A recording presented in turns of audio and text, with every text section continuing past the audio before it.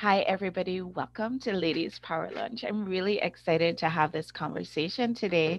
I have with me today as our very special guest for Ladies Power Lunch Free Gift Friday, Lachelle Adkins, or as we like to call her, America's Supermom. Yay! So, we have a wonderful opportunity today because we're going to have some really good conversation. And also joining us on Zoom is our dear friend Lori. So let's just go around the room, have everybody introduce themselves, and then we can dive right in. So, Lori, you want to get started? You want to tell us who are you and what do you do? Yes, I'm Lori Raggio, and I'm the CEO of Inspire Greatness Coaching and Consulting. And I work with women leaders to inspire them to get out of their comfort zone so they can really take advantage of all their opportunities and possibilities and follow what their heart and their soul is calling them to do and be. And what do you have that's going on right now? What are you offering to prospective clients? How can they connect with you?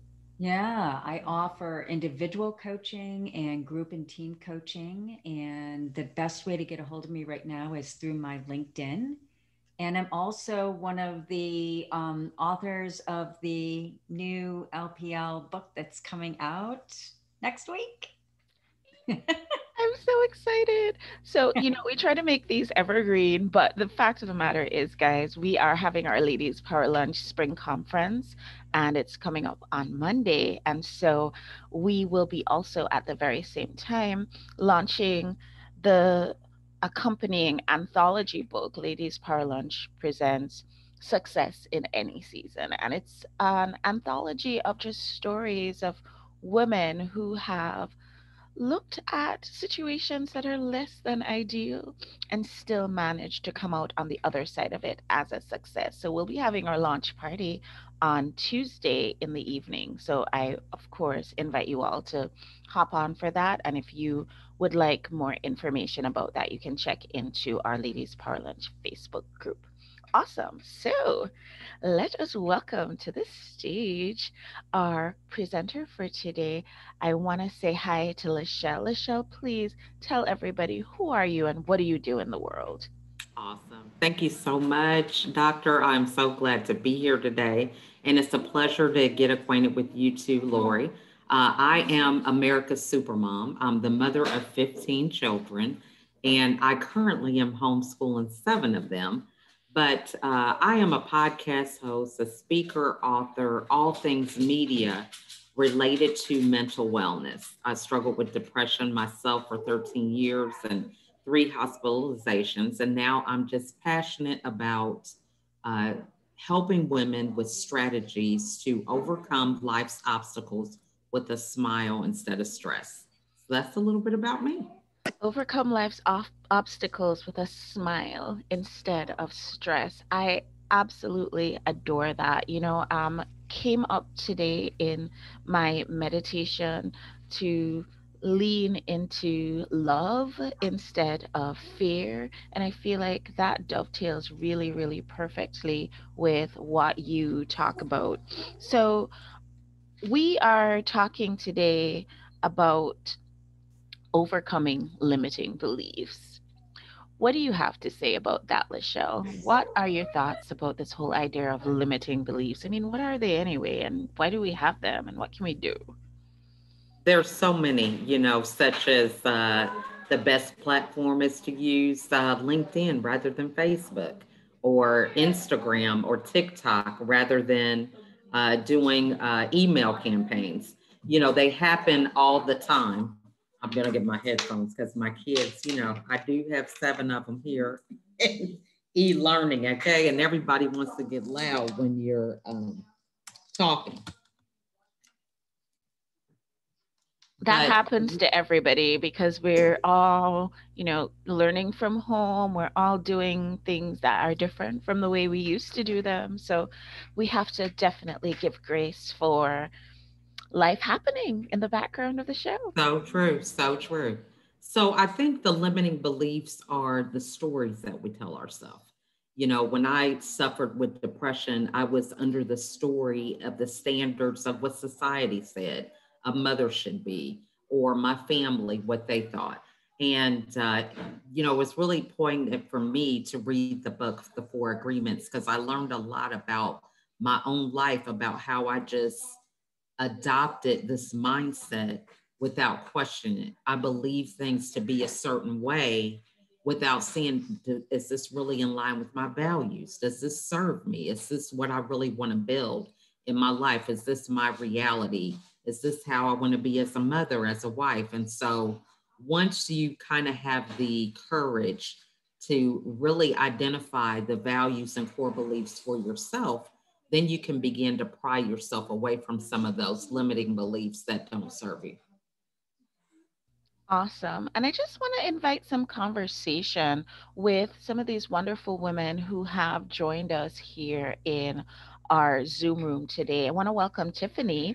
Tiffany, you want to hop on and just say hi, say who you are, what it is that you do, and just tell us what your thoughts are on this whole idea of limiting beliefs. What is that anyway?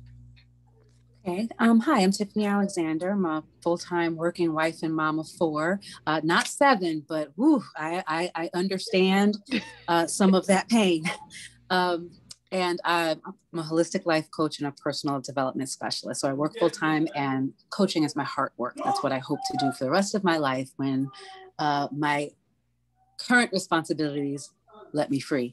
But about limiting beliefs, I think, wow, if I have to take it to the very beginning for myself, was to even understand that there is such a thing as limited beliefs. So I would honestly say that for decades, I existed without even the idea or concept that there was such a thing as limiting beliefs, and that they had such impact and such direction on choices that I was making. So I was being impacted by them, whether I knew about them, accepted them, or believed in them or not. So it was, starting to unpack those things and putting a name to them, that started to work. And for me, the way I was able to do that was to connect my emotions, no, actually backwards, my thoughts to my emotions and to my actions. Once I started to connect those three, the limiting beliefs started to expose themselves. So I think as far as limiting beliefs for me, it started with asking some questions. Very nicely stated, I think. Lori, what about you? What are your thoughts about this whole idea of limiting beliefs anyway? Yeah, I really think about them very similar to Lachelle. I think it's the stories that we've learned, whether it's from society or family or friends or even ourselves, that until we can kind of unpack them and look at them and really decide if they're real or not, and if there's something that works for us. And I also think for us, especially as women, our unlimiting beliefs or our limiting beliefs are connected to our confidence level, our spirituality, um, and just being willing to take risks and live more from a place of, hope versus fear. Hope versus fear. I absolutely embrace that. So, Lachelle, let's get back to this discussion about limiting beliefs. When we think about our lives and we think about the stories that we're telling ourselves and how these can really impact our lives in a negative way, what advice would you have for anybody who's listening to us right now about how we can get past all of this?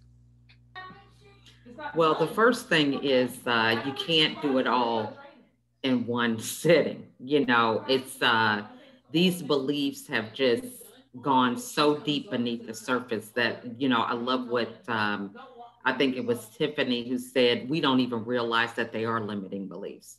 We just adopt certain mindsets, believing that it's even our mindset. And we learn later on that it's not even ours. So when you have that awareness that, where you want to be is where you're not at, and you look at why you're not where you want to be and what things are stopping you from being where you want to be, that you have that awareness, that you begin to ask different questions of yourself to find out how can you be where you want to be? And what are some things that are holding you back? And when you're more concerned about where you're headed than where you have been, then you will have the momentum and the energy, I think, to even and the courage to let go of some of those things to find out that they're just not serving you. You know, if I want to be a professional business person, but, you know, I've told myself the story that, oh, I've got 15 kids, there's no way I can have a business, then I'm going to limit myself. But if I say, you know what, I've had 15 kids, I've run a household, so why wouldn't I be able to run a business? So it's all in how you see it. If you see the glass as half empty or if it's half full, that would be what I would say. And definitely, if you see the glass as half empty, then it is half empty, right? I want to say hi, just take a moment to welcome our friends who have joined us over in our Ladies Power Lunch Facebook group. Really, really grateful. And of course, always welcoming you and inviting you that if you do have questions, you can just pop them in the chat and we will definitely pose them to our panel for sure. So, Lachelle, it's really important to know definitely what we should be doing, how we can be approaching getting rid of some of our limiting beliefs. What things should we be avoiding? We should be avoiding comparison. Okay. That's the first thing. You know, I just had this aha moment today. I have a room on Clubhouse and we were talking about social media and people were coming up asking questions. And one of the persons said, you know, I just get so overwhelmed because I see people doing these reels and I'm trying to do a reel and then I'm trying to do the next best thing, if it's a story or carousel, because we were talking about Instagram. And it just hit me that a lot of times we are not even looking at the right person. So, with me being a coach, why am I trying to copy another coach rather than finding a way that I can communicate to my target audience? So, I look at it as a buffet or a restaurant. You may serve a hamburger, right? Let's say I'm a McDonald's and someone else is a Burger King. Why are you competing on the type of hamburger rather than trying to reach the people that are hungry? So that just really was an epiphany for me because we get distracted with stuff that we think is serving us and it doesn't even make any sense. You know, there's no reason to compete with someone who is serving food if you're all trying to serve people that are hungry because there's never a shortage of the different recipes and things that you could offer someone if they're hungry. So I hope that analogy made sense. I feel like I was a little all over the place. I actually really, really like that analogy. And everybody who knows me well knows that I truly, truly believe that competition is a construct that we create in our minds and that it really doesn't exist at all. And I always say that I come to this conclusion based on my life experiences. So, again, the stories that I tell myself. I have lived in this world where you're in, whether you're working in a hospital setting or you're working in private practice, you are surrounded by doctors who do the exact same thing that you do. And there's never a day that you're not busy because there's tons of sick people out there. So your patients are always going to be your patients. My partner's patients are always going to be his patients. And I say this all the time jokingly that if his patients have to see me, they probably will under duress, but they're really happy to go back to him. And my patients feel the same way. So it's your secret sauce. It's what you bring to the table. And there is nobody who can be Lachelle the way Lachelle is Lachelle. And there is nobody who's going to have that interaction with your clients the way that you do it. It's just not possible. And so instead, I love what you're saying. Instead of focusing on what other people are doing and where they are showing up, how about looking to see what do your clients really need and serving them in that way? Absolutely, absolutely adore that. The other thing that I think too is because you mentioned social media, and maybe we can get a little around the room share about this, is that when it comes to social media, we're all seeing everybody's highlight reel. And I think I mentioned this earlier. We're seeing, hopefully, you at your best, and it's wonderful. We're happy to see you at your best, but I don't think it's really feasible to compare your bad day to somebody's best day. That's just never, never gonna be a great comparison. Lori, what do you think about that? Well, I know for myself, social media is a place where I am wanting to focus more and to be more visible. So, um, but I do think it's easy to get into the comparison game, Hmm. especially if you're having one of those days where you might be doubting your own talents and skills and where you're going. So I really appreciate what Lachelle said. Absolutely. How about you, Tiffany? I love what Lachelle said, and I would add to that thank goodness there's so many other coaches. Thank goodness. Can you imagine if you had to funnel in all these different types of personalities, that all these different levels of development and need, right? So thank goodness there's so many coaches out there who can help people meet them where they are. I choose to look at it that way. Not just am I not everybody's cup of tea, but my cup runs over sometimes. And thank goodness there's plenty of people out there to share. The other thing I about comparison, Lori, I find myself sometimes having to remind myself, like, don't even compare yourself to yourself, right? So not just comparing yourself to everybody else out there, but how I feel today, this moment, Friday, is very different than how I felt Monday morning or Sunday evening when I had all these glorious grand plans and I was going to take over the world this week. And I'm going to tell you, sometimes it's like, whew, I can do this one more thing. I can show up this one more way. And it's a very different thing. So I would even say just comparison across the board to other people, to yourself, just no, no. Absolutely. I love, love, love this. So, Lachelle, any suggestions for us for any last words of wisdom, any hacks, any things that you think can help us to move forward as far as this whole idea of letting go of limiting beliefs goes? Yeah, so the first thing that I would even want to piggyback off of is with the highlight reels with social media and showing up at our best.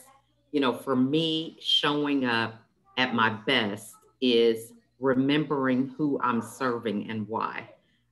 Just before this call, I was in another room on Clubhouse, and I don't know, we had this little mix up behind the scenes with this appearance right now. And for me, showing up is, doing what it takes to be a person of your word, for making allowances to share whatever it is that you have contracted out to say, or whatever people expect out of you. If they have a certain idea of what they want you to bring to a project or a goal, or any kind of outcome, then you have to be willing to show up. And showing up is not always wearing your hair the way you want to wear it, or having on the right kind of earrings, but it's about the content and the consistency on who you are as a person and what people are looking for you to give at the time that you are called upon. And so for me, looking at the best is, are people delivering content? Because you could be on Instagram every day doing these challenges or whatever, but if your content is not authentic, if it's not genuine, then you're just wasting your time because it's really not going to land the way you want it to land. And that was one of the things that I had to learn with my depression, was that I was pouring from an empty cup. So all this time I'm thinking I'm doing these things, but it came with a bad attitude. It was like, I'm doing all this and nobody is helping me. So what really was the motivation? I was coming from lack, scarcity, fear if I didn't keep doing it. It wasn't from abundance, it wasn't from love, it wasn't from being content. And so the first thing is going back to you, figuring out who you are, what your gifts are that are authentic for you, so that you can fill your cup up and put your own oxygen mask on first and then give from abundance. There's a scripture that says, "My cup runneth over." And so when your cup starts running over is when you're able to give. But if your cup is empty and you don't have anything in it, okay, you're really not going to be able to help anybody. Or you're pouring out the energy of scarcity, lack, fear, and just it's not the right energy. So that's what I would say is my takeaway. Awesome. I love it. You know, if you if you have do you have any upcoming events or any ways that our audience can connect with you? If you do have anything like that, would you share that with us now? Yes. I do have a book that came out in November of last year. It's Inspirational Women of the World. It's a compiled project with 20 authors total, and I was the only one from the United States. So it was a global project, but we're raising money to help empower women in Morocco to Mhm. be entrepreneurs. And our mission is to impact the lives of 1 million women by the year 2030. So I have that book out, and then I'm always doing boot camps pretty much twice a month to help women to overcome limiting beliefs, to have strategies that just helps them in everyday life. I think a lot of times we go for this big goal. And I heard somebody last night say that they lost 40 pounds in 6 months, but it wasn't because they were looking at the goal of 40 pounds. They started small and said, you know what, I just want to walk a mile with not being out of breath. And so it's just those little steps that we take that we can gain momentum because we're staying in action rather than thinking that we can just go from 0 to 100, with no stamina. So I'm always offering different things available. They can reach out to me directly through Facebook, Instagram, LinkedIn, or they are more than welcome to look at a number of my videos that I have just to educate us about transforming our mindset on my YouTube channel. Wonderful, wonderful. Everybody, it's been such a pleasure having this conversation, and it's one that I think could go on and on because there's so much to be uncovered here. I just want to leave us with this idea that came up for me again in meditation this morning, that it only takes a spark to burn down a fire, to burn a spark to burn down a forest. It only takes a spark. It really is important for each and every one of us to realize that we are having an impact on the world around us, and we can make a choice. We can choose for that impact to be coming from a place of love, or we can choose the opposite. But just know that when we're, whatever it is that we're putting out there, we might think it's small, we might think not anybody is seeing what we're doing. We might think that we need to, like we were talking about earlier, compare ourselves with what other people are doing. But we don't even know. We have no idea who we might be touching with the things that we do. And you touch one person and you change their life, and then they go and they change the lives of 10 other people, and those 10 people, and on it goes. And then in the end, I believe the whole world becomes a better place. Thank you so much, Lachelle. And thank you for, just having so much grace and showing up, even though we did get our wires crossed a little bit. It means everything. Thank you, Lori. Thank you, Tiffany. Thank you to the ladies who joined us over on Facebook as well.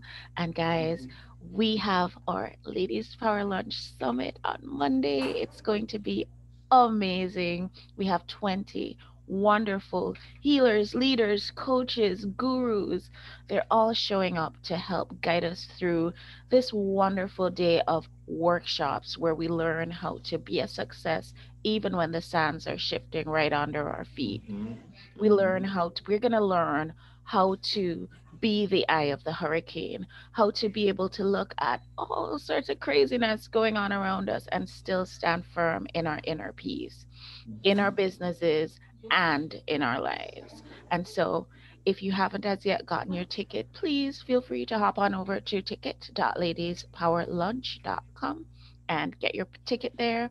And I look forward to seeing you all on the next show. Have a great day, everybody. Bye, everybody.